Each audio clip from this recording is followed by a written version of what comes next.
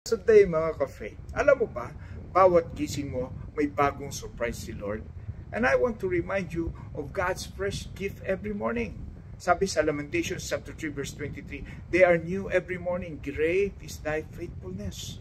Walang palya ang pagmamahal ng Diyos. They are fresh daily. Morning mercies call us to rise. Una, remember His goodness. Bago magsimula ang lahat, unahin si Lord. Alalahanin kung gaano siya kabuti kahapon, ngayon at magpakailanman. And then invite His presence. Sa bawat hakbang, isama siya. Huwag lang siya spectator.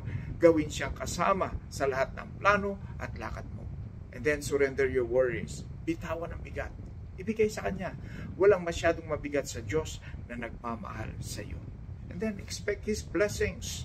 Huwag mawalan ng pag-asa. Kahit may laban, may tagumpay ka. Asahan mong may ginagawa siyang maganda sa likod ng lahat.